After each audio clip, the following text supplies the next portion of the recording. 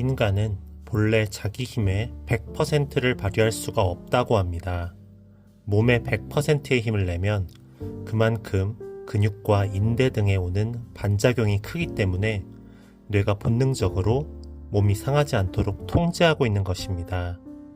정신병원에 있는 환자들이나 아니면 마약 중독자인 사람들이 괴력을 발휘하는 것은 몸의 힘을 제어하는 뇌의 통제가 서서히 불안정해지면서 나중에 완전히 통제가 풀리면 몸의 모든 힘을 발휘하기 때문에 그렇습니다.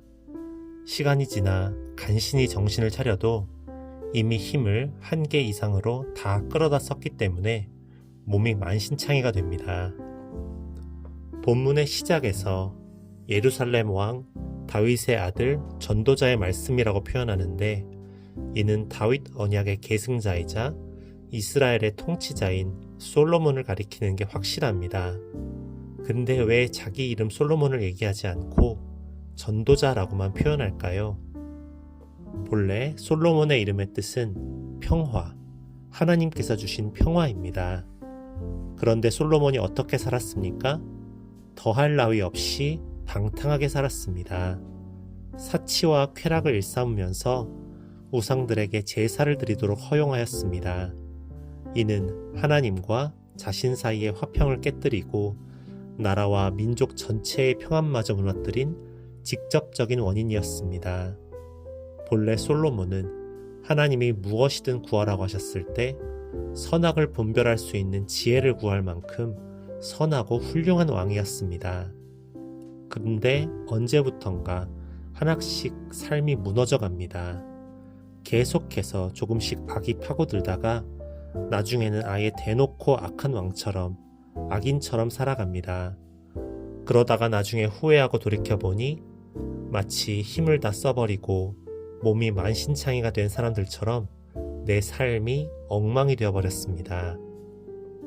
솔로몬은 평화라는 이름이 의미하는 바와 자신의 지난 삶이 너무나도 괴리되었던 사실에 깊은 죄책감을 느끼고 자신의 이름을 직접적으로 사용하지 않고 있습니다.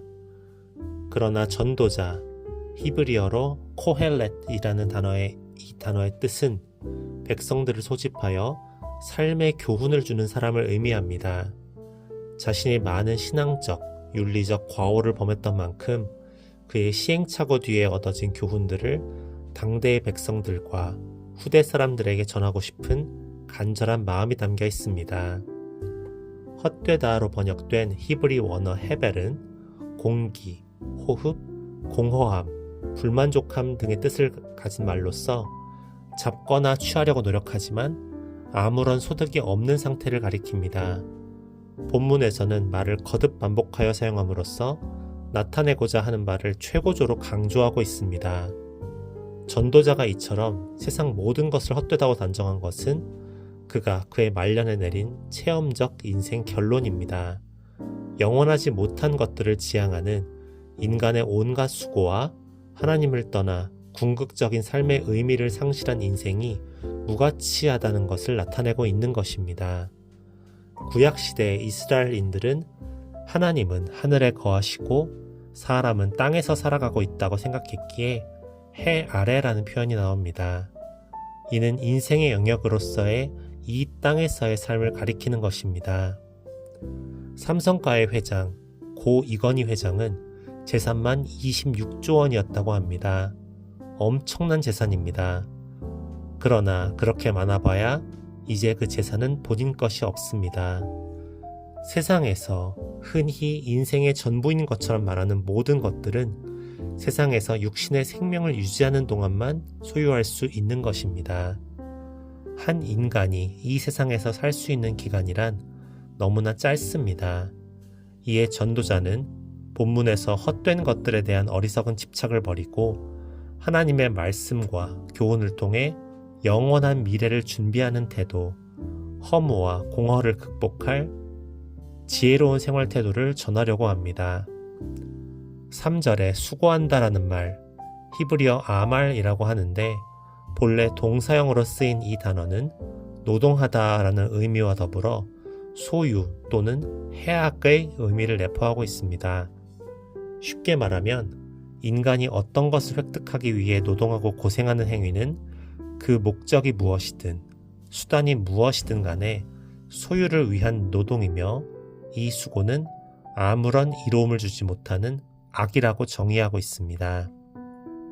영원한 진리의 근본이 되시는 하나님을 인식하지 못하고 자기들만의 의지대로 살고자 하는 노력은 매우 허무하고 무상할 수밖에 없다.